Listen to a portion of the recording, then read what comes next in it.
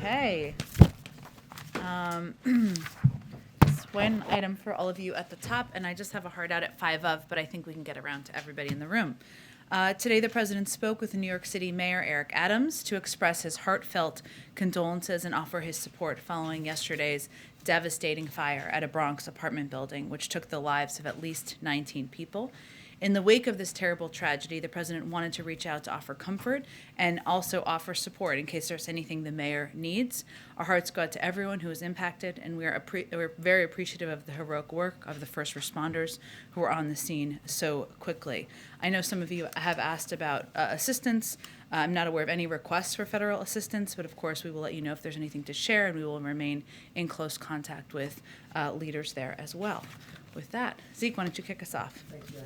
Starting with the talks in Geneva right now, has the president been briefed on the round of negotiations of the past couple of days, and what is the current U.S. government assessment of Russian intentions when it comes to eastern Ukraine? Well, the president meets, as you know, regularly with his national security team, members of his national security team, as he did this morning. I don't mean a formal NSC meeting. I mean the regular PDB meeting where he receives regular updates.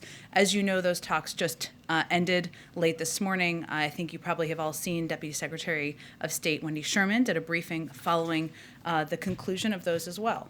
I would just reiterate some of the points that she made, of course, that these talks were frank and forthright. And there was a discussion from the U.S. side of what our expectations are, and a reiteration of what you've heard the president say and what you've heard many officials from the United States say, which is that there are two paths for Russia to take at this point, for President Putin to take. He can take the path to diplomacy. There's 2 more rounds of talks this week. We've seen them as a package of 3, which I think they also reiterated from their side. Or there's a path of escalation. We are certainly hopeful that the path to diplomacy is the path that they will take. There are, of course, a range of topics discussed during that meeting, including a reiteration of what is at stake should they decide to move forward and invade Ukraine. In terms of an assessment of where they stand, I would really leave that to the Russians to articulate. We can't give an assessment of that from here, and Deputy Secretary Sherman did not as well. And what would it look like for the Russians to choose the diplomatic path?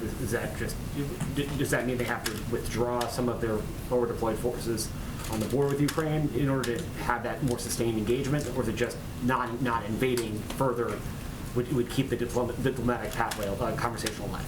Well, Zeke, there are 100,000 troops at the border now. Obviously, returning troops to the barracks, conveying to us their intention of doing that certainly would be easy ways to show de-escalation.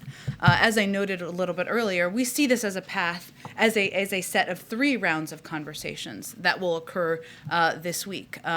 As you've heard many of our national security officials state, but I will reiterate from here, no talks about Europe without Europe, no talks about Ukraine without Ukraine, and that is certainly our mentality. So we are moving forward with the other 2 rounds of talks and discussions here, but absolutely the aggressive action, the bellicose rhetoric came from the Russians, so they have the ability and the power to de-escalate.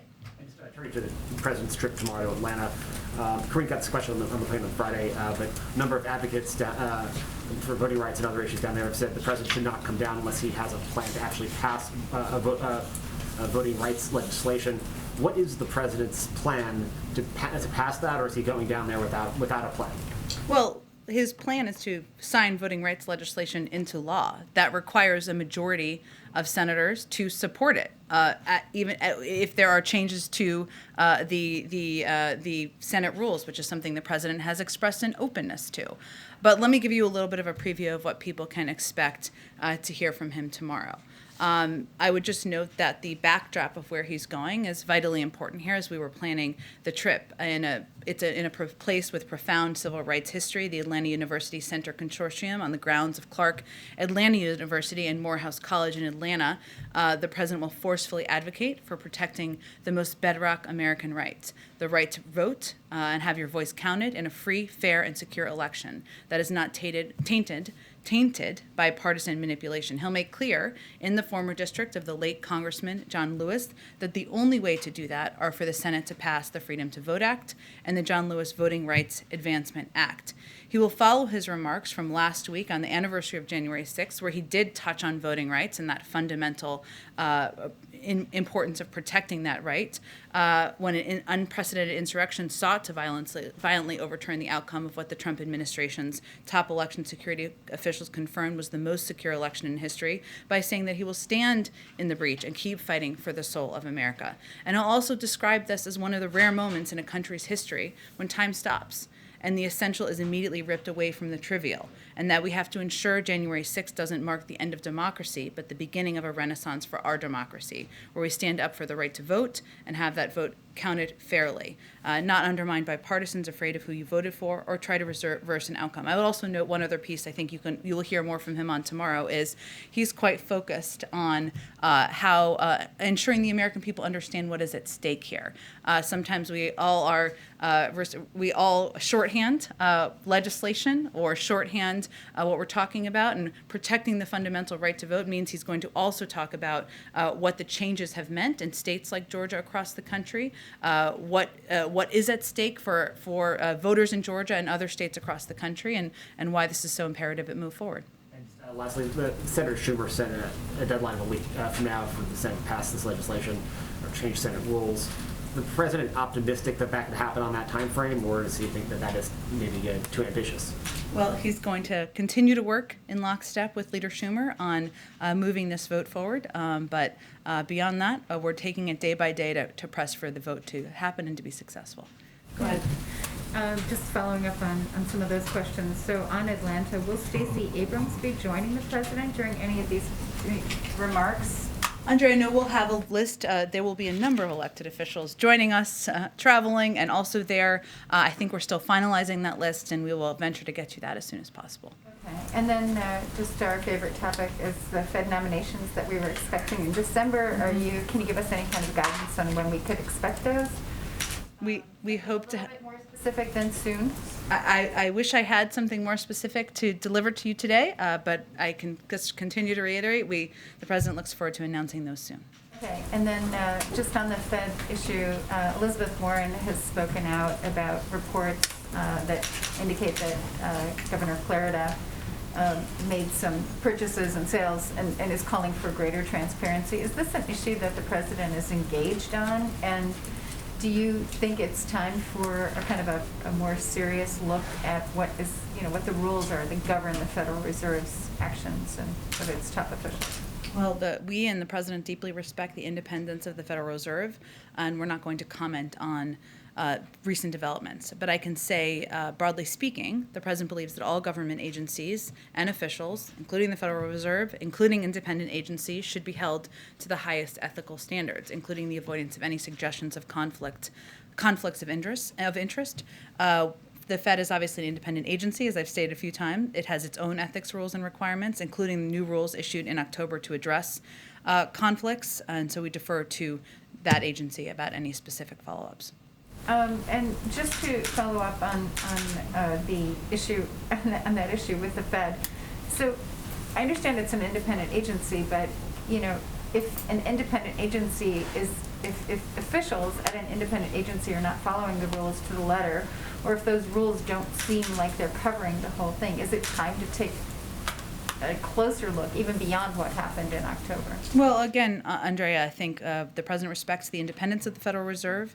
I just noted that they have their own ethics rules and requirements. They put new rules in place in October. I point you to them, but the president's expectation that all government agencies and officials, including independent agencies, are held to a high standard, with high ethical standards, avoiding conflict of interest speaks for itself. One more question on COVID. So we know that the rapid test contracts have gone out, but they've gone to companies that basically procure materials as opposed to companies that are manufacturing the tests. Are you satisfied that there's adequate testing, manufacturing capability in place and going to procure the tests? Well, let me give you a little bit of an update on kind of a couple of timelines, or updates on timelines, I should say, on where things stand.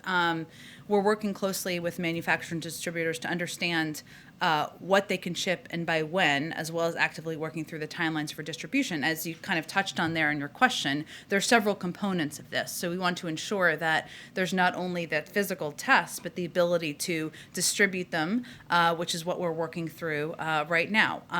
We expect that the contracts are structured in a way to require that significant amounts are delivered on an aggressive timeline, the first of which should be arriving early next week. We expect to have all contracts awarded over the next 2 weeks, and then Americans will begin being able to order these tests online later this month. We also expect to have details on the website as well as a hotline later this week. So these are all components that we're working through and working to expedite as quickly as possible. On the hospitalizations, which are now at a record level, is there anything that the federal government can do to augment the capacity of hospitals, which are now having to cancel selective surgeries, I think in something like more than half of U.S. states? Is that something where DOD could come in with mobile field hospitals, perhaps to just offer additional capacity? Well, we actually have deployed a number of resources to surge resources over the course of the last several months.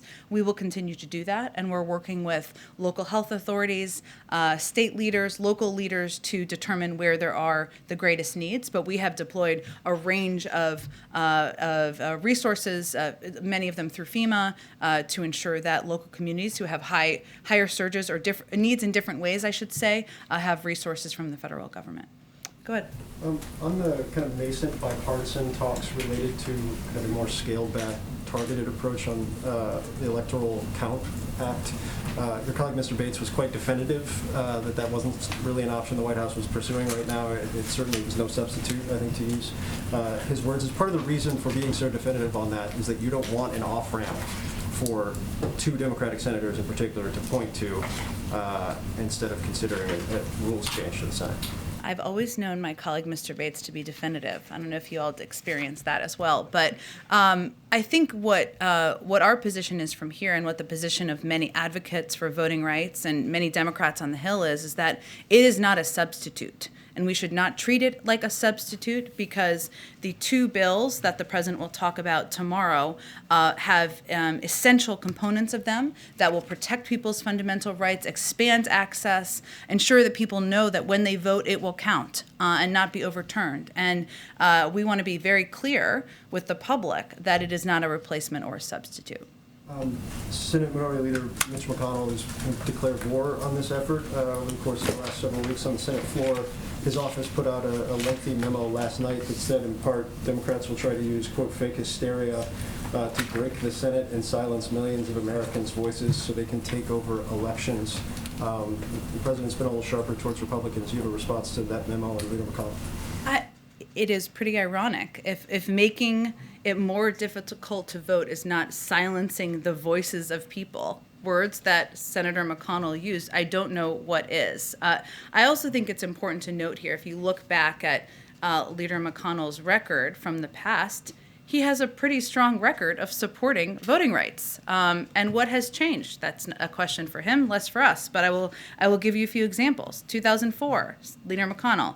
I cannot think of any reason why anyone on either side of the aisle would oppose the protection of the franchise of all Americans. 2006, the Voting Rights Act of 1965 represents one of this country's greatest steps forward. Obviously, I rise today in support of its reauthorization.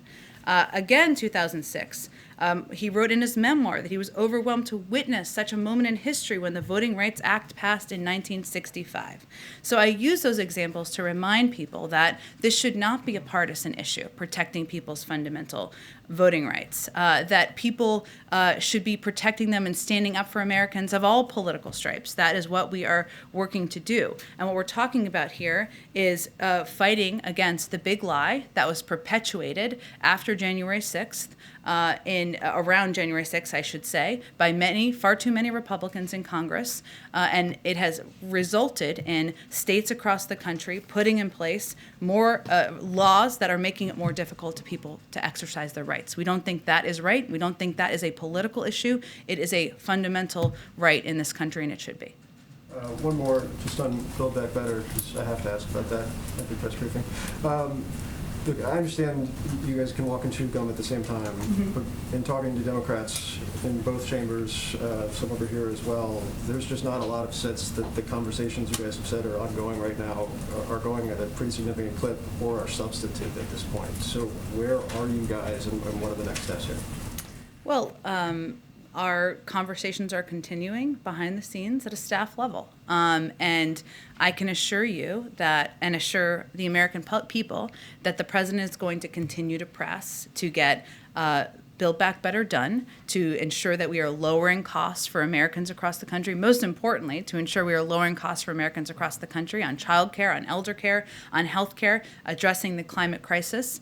We know that we need 50 votes in order to get that legislation done, and we need to figure out what that looks like to get that legislation done. But those conversations are happening behind the scenes, and the president remains absolutely committed to getting lowering costs for the American people. Go ahead, Kelly. On voting rights, when you do hear the criticism from some advocates about don't come without the plan, or others who say the president has not been personally enough involved, as he heads to this, does he feel he has the political influence to be the tipping point this week? Well, Kelly, it's a hard question to answer, because really what we're talking about is whether we can get enough votes in Congress to get this done. And that's why I think it's important to note that the president will talk about this as a fundamental right for all Americans, something that there has been a history of supporting from both sides of the aisle, something that the public should expect and demand from their elected officials to support. I think we would dispute the notion that the president hasn't been active or vocal. He's given a range of speeches. He's advocated for voting rights to pass. He said it is a fundamental priority for his presidency, and he has agreed with his vice president that she would lead this effort. We understand the frustration by many advocates that this is not passed into law yet. He would love to have signed this into law himself, but tomorrow is an opportunity to speak about what the path forward looks like, to advocate for this moving forward in the Senate. Can you speak to the role of the vice president tomorrow and what she will be talking about and how that relates to the president's message? Absolutely. The vice president, of course, has an important role to play here as the person who is leading this effort and will continue to lead this effort from the administration. She has worked to date to help build a groundswell of support, something that many grassroots advocates have been working on for many years now, but she has met with a number of these advocates. She has engaged, and she's going to continue to speak about voting rights across the country. In terms of the preview of her remarks, we're not quite there yet. Maybe we'll have some more to say about hers and the president's later this evening. We'll see. And as the president has heard feedback from Geneva on the state of the negotiations or conversations there, is he giving any sort of incremental instructions to Wendy Sherman and the team about things he would like introduced into the talks, or is he leaving that to be an on-the-ground sort of discussion for those who are in the room and handling it physically there? Well, he is in regular touch with members of his national security team, and they are in touch with team members on the ground. So I would say we are looking again at this week as a set of conversations, and we will see and be able to assess where things stand better at the end of that. I will note a couple of things that as you're looking at this. We are preparing ourselves for the possibility and likelihood, no one should be surprised, I should say, if Russia spreads disinformation about commitments that have not been made, or if it goes even further and instigates something as a pretext for further destabilizing activity. And so we would continue to urge everyone not to fall for any attempts to push disinformation out there. But for the president, the most important thing to convey, and that he's conveying to his team, is that no talks about Europe without Europe, no talks about Ukraine without Ukraine. We had these discussions with the Russians today. There are important conversations that will be happening on the 12th in Brussels and the 13th in Vienna. And this is just one part of a three-set series of discussions happening this week. Go ahead. Oh, sorry, Peter, I'll come back to you. I'm sorry. Go ahead. Thank you very much. Can I ask you for the latest on the Chicago schools closure dispute? The governor announced over the weekend the availability of tests. He previously sought the administration's help in procuring tests. Can you say whether the $350,000 they procured involved federal involvement at all, and whether those talks are ongoing? And broadly, do you have any message to both the Chicago Teachers Union and the mayor of Chicago on what you hope to see there in the coming days? This, of course, is the fourth day in a row without any Well, I would say first that we are in regular touch with the governor and his team and the mayor as well, so we can continue to convey, have those conversations behind the scenes. We have been very clear, publicly and privately, that we want to see schools open. That the president fought for additional assistance in the American Rescue Plan, $130 billion, including $5 billion that went to Illinois, $10 billion that went to testing across the country, to ensure we were prepared and had resources needed to address whatever may come up in the pandemic. But we are having these conversations. We are in regular touch with them, both the mayor and the governor, and we'll continue to see how we can assist from here. Is a prominent member of the president's party. Has he spoken to her directly? I mean, does he feel the need to intervene here? It seems like a sort of an exceptional case in Chicago when so many other cities are reopening that it's bucking a trend in some ways. Well, I'm not going to obviously speak for the mayor, but I think the mayor has also conveyed what her view is here as well. The president's view is that schools should be open across the country, and more than 95% are across the country. That the mental health impact on kids of not having schools open is very harsh and hard, and he does not want to see schools closed across the country. So that there's no secret about that. That continues to be what he states. That's why he fought for funding, and we will continue to be in touch with local leaders in Chicago to work to get their schools open. Jake Sullivan had a statement over the weekend with regards to Iran and sanctions that alluded to threats against American officials. Should we interpret from that the U.S.'s intelligence that there have been threats in particular against Trump officials who were involved in the Soleimani strike? Well, I'm not going to get into intelligence here from the podium, but we've certainly seen concerning public rhetoric from Iranian officials about individuals from previous administrations, even before sanctions from this weekend. And that's unacceptable. As the National Security Advisor, Jake Sullivan, said in his statement over the weekend that you just referenced, as Americans, we have our disagreements on politics, on Iran policy, and other issues, of course, but we are united in our resolve against threats and provocations. We're united in the defense of our people, and we're going to protect and defend our own people, but I'm not going to get into more specifics. Obviously, they announced the sanctioning of more than 50 individuals and have made public comments in addition that are certainly available to anyone. Right. Oh, go ahead. Sorry. Go on, you're fine. We're good. Speaker Go ahead. Pelosi opened the door to maybe some sort of virus aid measure coming through. Do you have any new update on whether the White House is involved in any talks towards that? For instance, restaurants, of course, has had some traction in the Senate about a potential top-up of that fund. Well, we certainly agree with Speaker Pelosi on a lot of things, but on the fact that, on what she said this weekend, which is that we're not going to let a lack of resources get in the way of fighting the pandemic. We have been in constant conversation with leaders and with the Hill and members about what may be needed, whether that's more to address COVID or small businesses and help keep them afloat. I don't have anything specific at this point in time, but we're going to continue to assess what the needs are and stay in close touch with them about that. Go ahead. Thank you, Jen. I was home all last week, isolating. Welcome back. Thank you. I was isolating with COVID after a positive test, like a lot of people watching, and a lot of time in front of the TV. I heard the president say... Did you watch Fox the whole time, or other things? I have exhausted the full catalog of Guy Fieri content. Oh, okay. And obviously a lot of Fox. But I heard the president say, Google COVID test near me. So...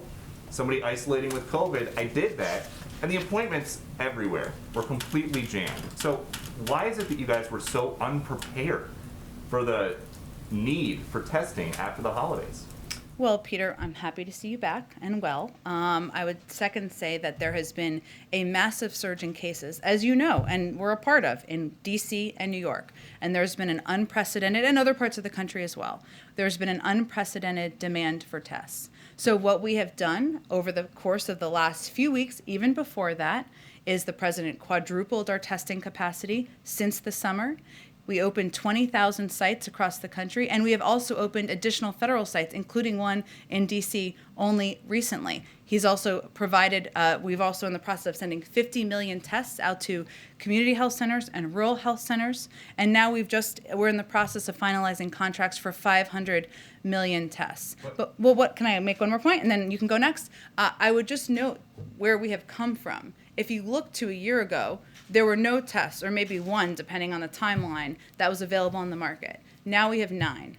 If you look to about a year ago, there was about 900,000 or maybe slightly higher tests that were being issued every day. Now we're about 10 or 11 million. 300 million tests are done in this country every month. So there's enormous progress being made, but we needed to make sure the market was growing. That's what we've been working on, and increase our access to supply, and that's what we've been doing. The tests you're talking about, though, require people to go somewhere and either make an appointment or wait in line. The CDC's guidance is if you think you have COVID, you're supposed to stay home.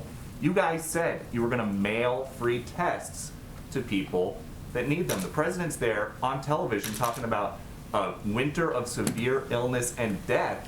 While he's saying that publicly, why weren't you guys doing more to prepare for the winter? Well, Peter, everyone decides where they're going to go get a test, and we make a range of options available. You can also purchase tests online. Later today, we'll have more details on how 150 million Americans who have health insurance can get reimbursed for tests. So we'll have more details on that later. The 500 million tests I noted, and I give you a little bit of an update on the timeline. We'll have more on the website later this week. So our steps and our process from the beginning has been expanding access to free tests to make it easy and more accessible for Americans, and we're continuing to build on what we've done to date. But the president talked about a winter of severe illness and death. At the rate you guys are going, these tests are not going to be available until spring.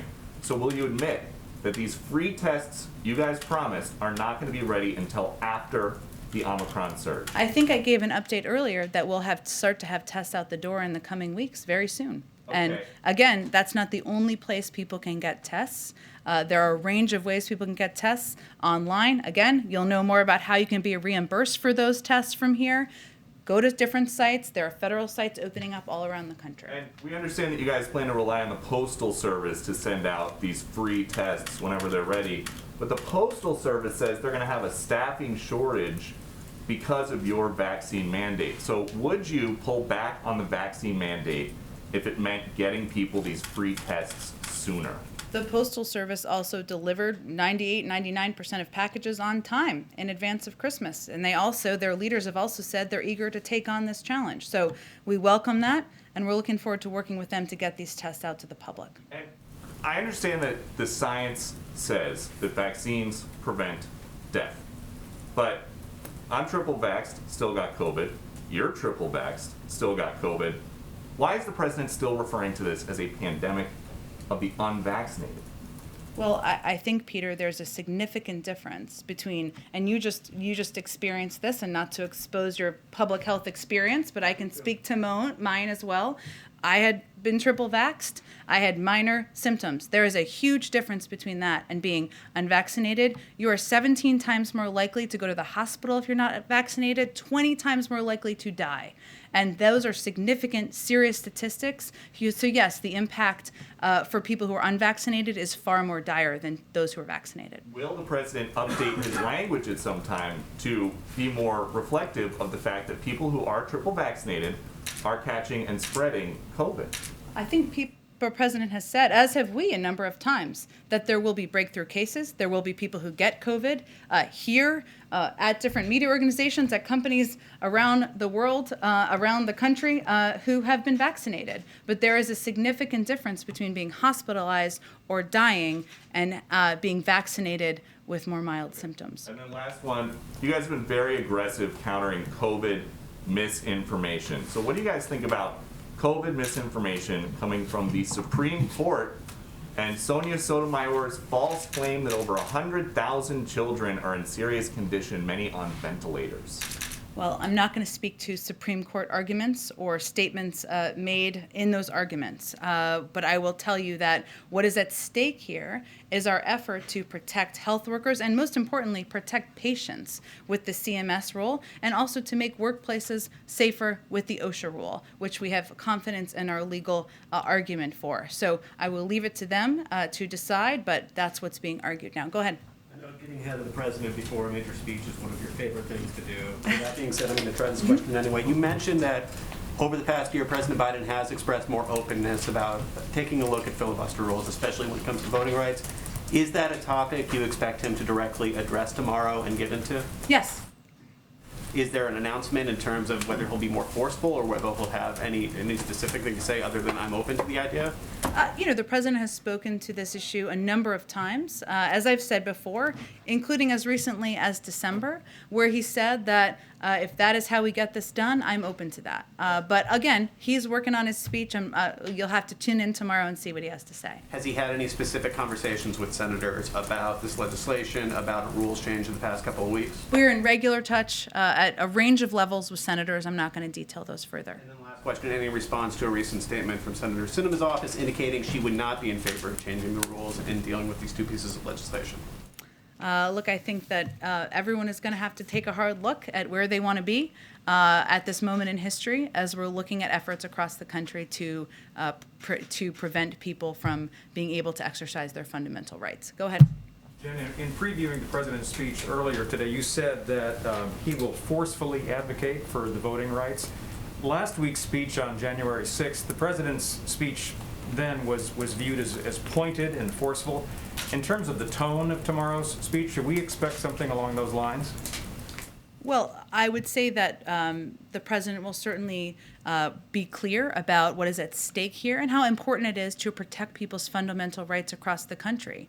He felt that speaking to this warranted a moment where he was going to give a full speech on it. That's exactly why he's going to Georgia, a place with enormous history on civil rights issue, unfortunately enormous recent history on efforts to suppress the vote.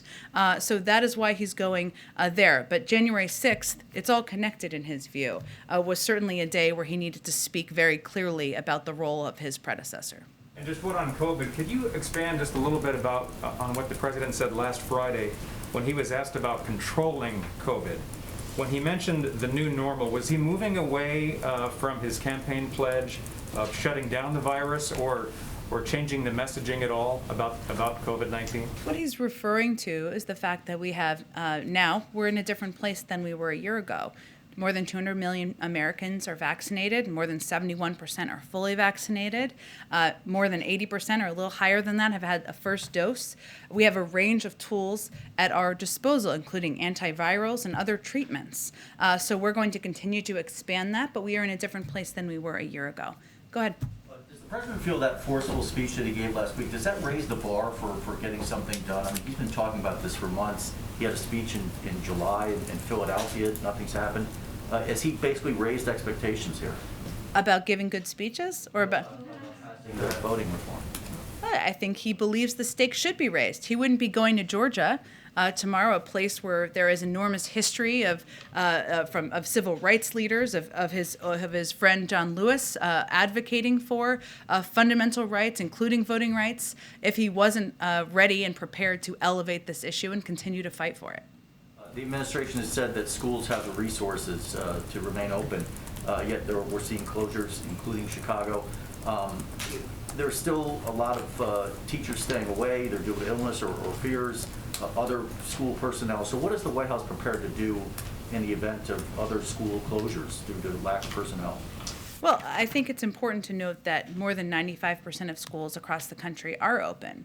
And in part because of the resources that they were able to receive from the American Rescue Plan. It enabled them to hire more bus drivers, maybe hire more teachers, put in place additional mitigation measures, many secured testing contracts to ensure that there could be regular testing at their schools. There are some parts of the country where all of those resources haven't been deployed yet. Of course, the Department of Education will continue to work with them, and our Department of Education has also taken steps far in advance of the last few weeks to work with states on anticipating and preparing for labor shortages. So we are in touch at every level. What our position continues to be is that schools need to be open. We are on the side of schools being open. We believe that there are the mitigation measures, the steps, and the resources to do exactly that. Go ahead. Thank you, Jen. About those mitigation efforts, one way in which to reduce the spread of COVID is through the use of masks. And health officials have said that these cloth masks are virtually useless. You need to use, they say, a KN95, a K95 mask. And as I travel around the country, I see very few people oftentimes wearing these types of masks, a KN95 mask. And my question is there a federal effort to make certain that these types of masks are available in the inner city, in rural America, for people just getting on an airplane? Because this is a better type of mask, as Dr. Fauci has said, than a cloth mask. Well, I would just note that the CDC guidance continues to be a well-fit mask is the best mask to be wearing. They haven't changed that guidance as of now. In terms of how these resources, if we talk about schools and keeping schools open can be used, the purchase of masks certainly could be a part of that. It's up to school districts and local school districts to make those decisions. We also, of course, work with community health centers, rural health centers, local health leaders on what they feel their needs are and how resources from the American Rescue Plan and COVID packages in the past should be spent. But the guidance has not changed from the CDC, but we do listen to local health leaders on what their needs are and how the resources that have already been approved can be effectively deployed. There's no money then that could be taken from the American Rescue Plan devoted towards this federal effort? I don't think that's what I said. I think. Sure. Well, $130 billion of the rescue plan was for schools. That can be used in a range of ways. And so some of that money has not even been spent yet. It is all in states, but I think there's an allowance for that. But I can certainly check if there's more specific measures. I just think it's important to note that the CDC has not changed their guidance on masks. Talks that took place in Geneva today between the U.S. and Russia. The last time that President Putin spoke about this impasse that exists was during his end-of-the-year press conference. And during that end-of-the-year press conference, President Putin said, the ball is in the U.S. court on this particular issue, which is different than what you said when I asked you that same question in early December. Do you disagree with that contention that the ball is in the U.S. court here? Well, I think it's not just about me disagreeing. The facts disagree with that. Russia and President Putin has built up a troop presence of 100,000 troops on the border of Ukraine. They have used bellicose rhetoric. It is up to them to determine if they are going to de-escalate. If there is a diplomatic path forward, that is a path forward that remains open. But certainly, it's up to President Putin to make those choices. I just want to get to everyone, so let me try to jump around to everyone before I have to go. Go ahead. Thank you, Jen. Just two quick questions. I wondered, a group of congressional Democrats wrote to the White House urging the president to use executive power to essentially use the Defense Production Act to manufacture enough rapid tests so that Americans could each take one test per week. I wonder if the White House had any response to that, and if they think that is, an achievable goal, something that they would shoot for, or just any response to that letter. Well, we've seen that letter. The good news is that we agree, and we're already doing most of what's in that letter. So we use the Defense Production Act to drive production of these tests, and we'll do so again when it can accelerate production and delivery of these tests. We deployed $3 billion procurement of tests. We used $3 billion to procure tests, which became a major driver in increasing and expanding the market for tests. And the president's plan to procure and distribute 500 million tests to all Americans is in and of itself providing a major stimulus for global production of these tests. We agree. That's why we've already used the Defense Production Act. I know they referenced the hotline. There'll be more details on that this week. Our objective here is to expand access to free public testing, as is referenced there. We're already in the process of sending 50 million rapid antigen tests directly to federally qualified health centers I know they reference that, and to rural health clinics. And we're publishing guidance, as I noted. We'll have more details later today on that. So the good news is that we agree with a lot of what they're saying, and we have already taken steps to put in place a number of measures. You mentioned, to follow up on the Chicago schools issue, you mentioned that the administration has been in touch with the mayor and the governor. Has anybody from the administration been in touch directly with the teachers union? And if not, why? We are in touch regularly with the teachers union and have certainly been, but I don't have any more details. Go ahead. Thank you. A couple quick questions here. I know you don't want to weigh in on ongoing litigation before the Supreme Court, but not long ago in this room, the Surgeon General told us that COVID misinformation was a public health threat. I'm wondering if the White House is at all concerned, given Supreme Court Justice Sotomayor's remarks about the Omicron variant, that maybe the danger is being overhyped and your message is not getting out? I think I just addressed this. Didn't I answer this question? Are you worried that there is misinformation that is being spread, so much so that even a sitting Supreme Court justice has an inaccurate picture of things? Again, I'm just not going to weigh in on a specific legal argument made in the court. And then I know you've been asked several times about Chicago. You've said it here, you've said it before. The president clearly wants schools to be open. There's been money that's been allocated. Can we expect that the president will be more aggressive and use the bully pulpit to tell teachers unions in Chicago to get black in the classroom? I mean, this is the nation's third largest school district. Well, again, I would note the president has been very clear, as we have been clear. We are on the side of schools being open. That is why he advocated for funding in the American Rescue Plan, and we will continue to convey that clearly because he believes the mental health impact on kids could be dire, and it is imperative that kids are in the classroom. More than 95% of schools across the country are doing exactly that, and we're hopeful that will continue to increase. One more, yeah. Quickly, in December, you and I talked about the Afghan women who had been honored here at the State Department. Sources are telling us right now currently that some of these women are being told that before they can apply for refugee status, they need to leave the country. And if they do that, though, the odds are good that their bank account will be seized, and that process is a 2-year-long process. Are there any additional resources that are going to them currently? I know it's a challenging situation and it's in flux, but is there anything more you can tell us about trying to get those? Let me check on more specific details. Obviously, the State Department is overseeing all of our programs, and we're continuing to work to get more people out, but I will see if there's more details on this, and I'll ask them specifically. Go ahead, and then way back. Thank you. I wanted to ask you about India-US relationship. What is on President's agenda for this year when it comes to the world's two largest democracies, India and the US? Well, as you know, back in September, the president hosted President Modi at the White House, and their meeting was about launching a new chapter in the history of the U.S.-India relationship. At that time, the two leaders laid out their shared vision for the U.S.-India relationship, and will continue to work closely this year. You can expect our governments will be moving forward on a wide-ranging set of initiatives, from cooperating to fight the pandemic, scaling up action to address climate change, working bilaterally and through the Quad, expanding our cooperation in trade and investments, cyber, and in new and emerging technologies. And continuing to talk about, and as always, we are focused on strengthening the deep ties between our people and our shared democratic values that underpin the relationship. But obviously, we're going to continue to build from here. Quickly on China's aggressive behavior on its border with India.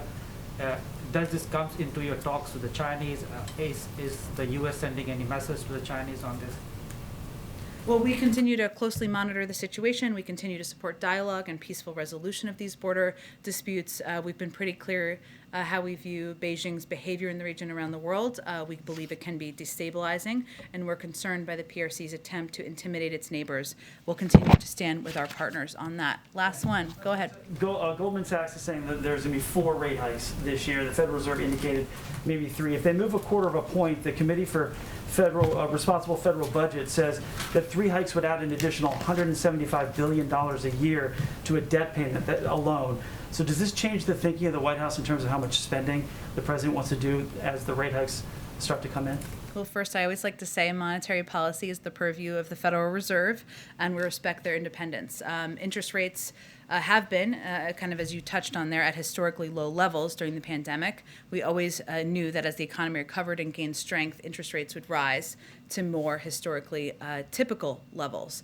The president is committed, as you talk about spending, to fiscal responsibility and ensuring that our long-term investments are fully paid for. That's why he has proposed a range of ways to pay for his Build Back Better agenda, and why it's fully paid for, and would still lower the cost for Americans on prescription drugs, childcare, and many other issues. But he is somebody who is mindful about being fiscally responsible and is focused on that as he looks to his agenda moving forward. Go ahead. Climate change. So the president talks about a transition away from gas cars, recently announcing the mileage standards going up 40 miles per gallon over in the next 5 years. He's pushed for electric cars. The Beast gets an estimated 6 miles to the gallon. The president's been in office a year. Is there any plans to make his car electric? I'm happy to check on that. I mean, part of what we've talked about is making sure that the fleet owned by the United States government, which is very large beyond the Beast is just one member, is that we work toward making sure we're leading with our focus on energy independence as well. But I am happy to check on his car, otherwise known as the Beast. Thank you, everyone, very much. Yeah. You talked about the importance of students being back in the schools and the mental health issues. But this administration has made a really strong commitment to labor unions in general. So how can you disregard the concerns of teacher unions who say that classrooms aren't safe, or who are concerned that classrooms aren't safe? I don't think, Andrea, that's an accurate characterization. We've prioritized teachers getting vaccinated first. The president fought for an enormous amount of funding to ensure that schools and classrooms and teachers could take steps that could put in place mitigation measures to make sure students, teachers, and members of school communities are safe. And I think what I'm echoing is what a number of people in the public health community have conveyed, that those measures can make sure that schools are safe, can ensure people attending school are safe. No parents want to send their kids to school in an unsafe environment either. But we are in a very different place than we were earlier this year, and it's important for people to be mindful of the mental health impact on kids, something that, of course, many parents across the country feel very strongly about. Thank you, everyone, so much.